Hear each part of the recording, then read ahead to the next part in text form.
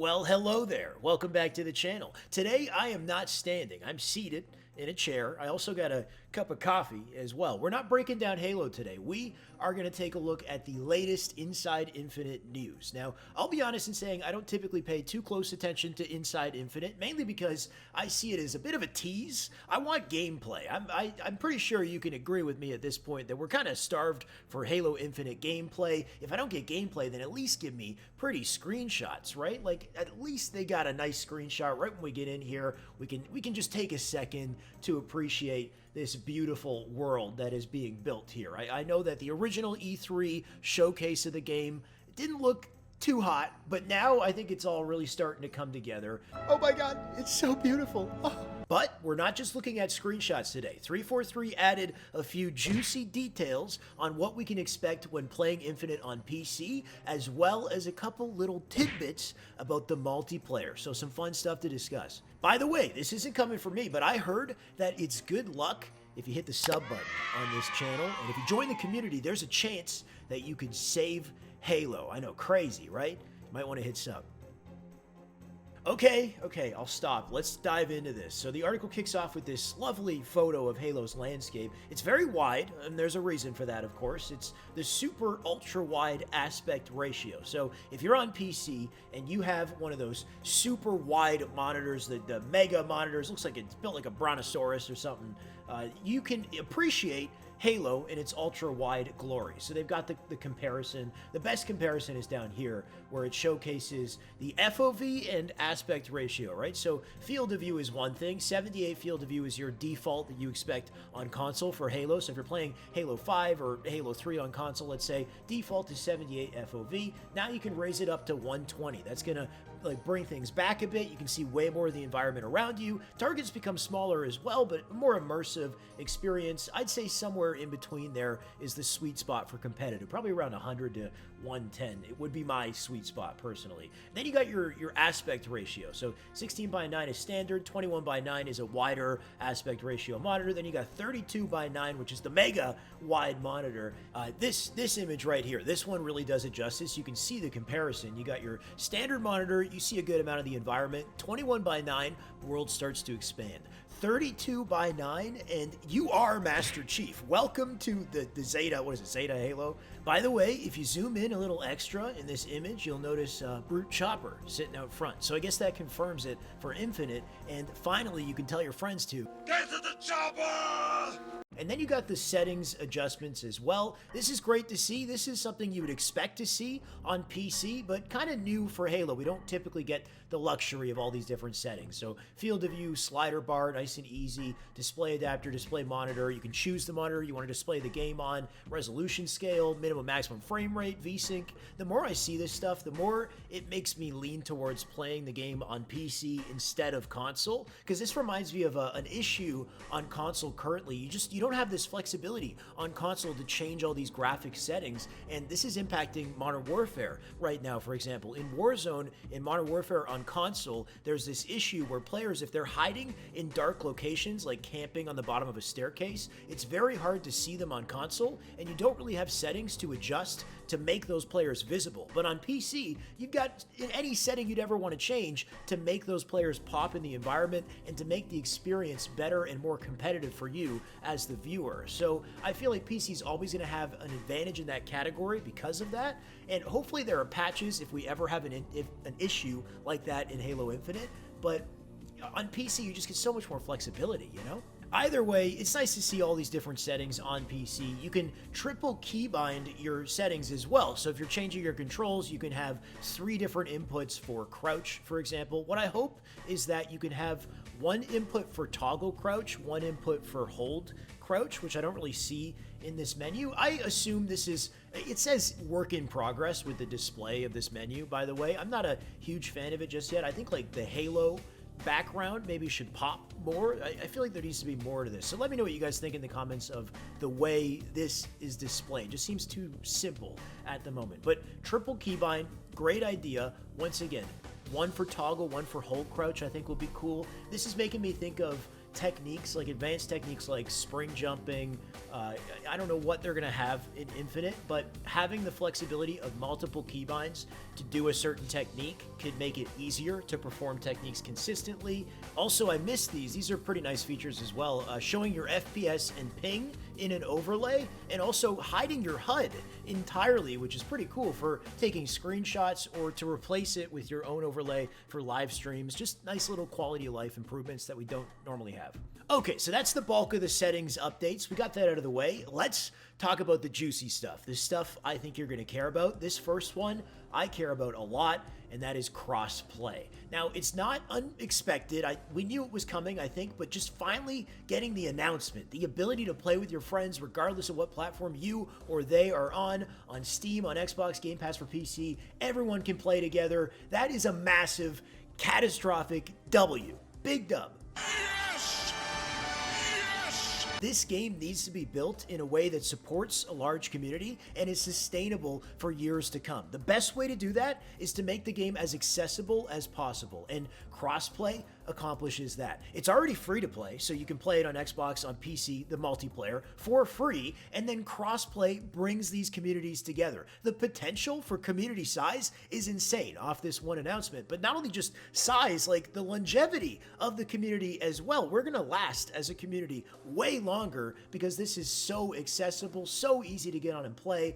I'm honestly so happy about this. I can't wait to see the Halo community thriving again. It's just ridiculous. Oh my god, it's so beautiful. Oh.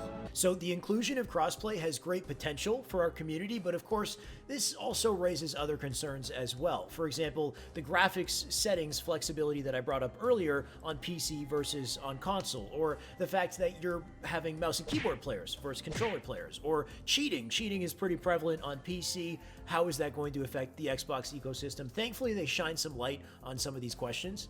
When it comes to controller versus mouse and keyboard, it looks like what's happening here is the rules will change depending on what playlist you're playing in. So if you're playing in the social playlist, you can play with any input you like on social, on custom games. On ranked matches, it's different. It's going to restrict based on input type. So if you're playing ranked on controller, you only play with controller players. If you're playing on mouse and keyboard, only with mouse and keyboard. But it's not restricted to console versus PC. So you could play against controller players on PC, even though you're on Xbox, and then mouse and keyboard players on Xbox, because you can use your mouse and keyboard on your Xbox. So that's how they're going to do it, which seems fine to me.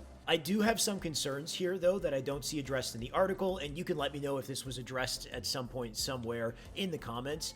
But my hope here is that all of this stuff would have toggle switches associated with it. So sure, it's nice that you can, in social playlists, play with anyone on any peripheral, but you should have the option to turn that off and only play with Xbox or only play with PC if you want to. I think that would be the best approach, is to just allow you to toggle it off. For ranked, I understand that there's only so many ways they can split the ranked community, so they want to have it on input type, so you have controller and mouse and keyboard.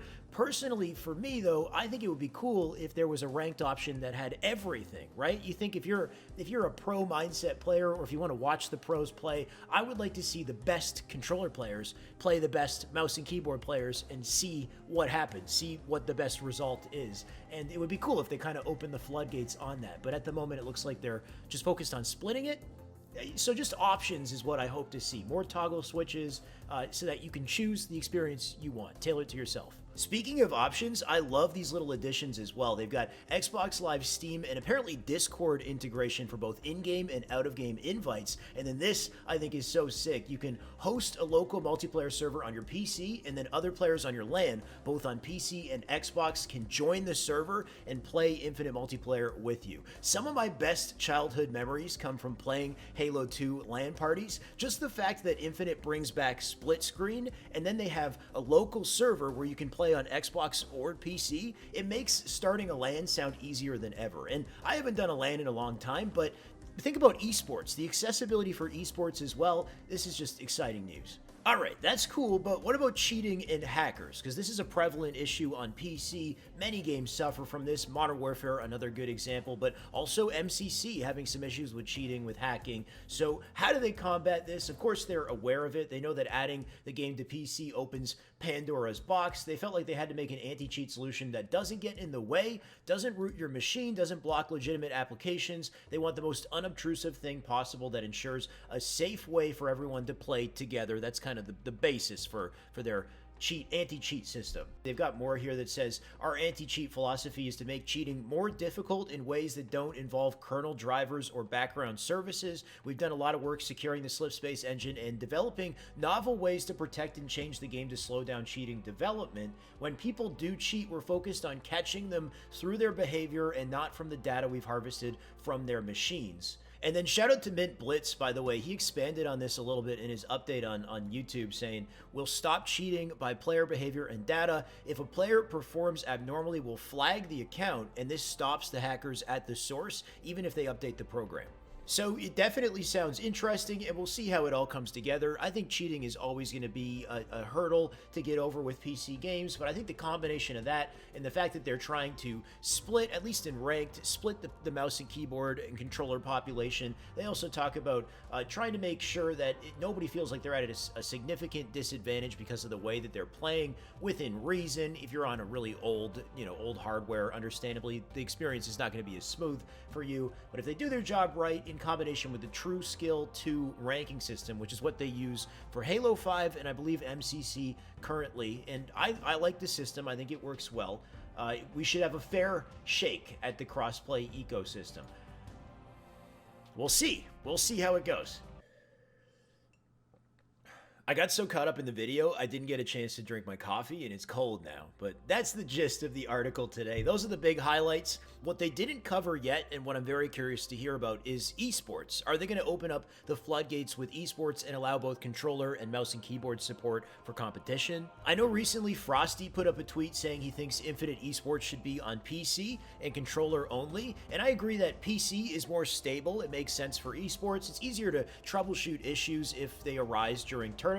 But then controller only is a bigger question, right? I think, like Call of Duty, Halo was born on controller, and a big part of me wants to see it stay on controller, but you also have to recognize the huge opportunity they'd be missing by not including mouse and keyboard in that. So then do you have two separate leagues running side by side? I'm going to leave this question up to you guys in the comments. What do you think? Should Halo Esports be controller only? If there's anything I missed in these new updates, by the way, feel free to let me know in the comments. I'll make sure to like those comments. If you're a Halo fan, this is honestly such a big moment. With crossplay, with free-to-play, there is no way this game doesn't have a huge population on day one. It's basically going to jump to mainstream overnight, and whether or not it stays there remains to be seen, but at least we can be excited about the fact that Infinite's going to have a huge heyday. I know I'm excited about it. Hopefully you are too, but that's all for today, guys. If you like the content, remember to like, subscribe, check out related videos. Until then, I'll see you in the next one.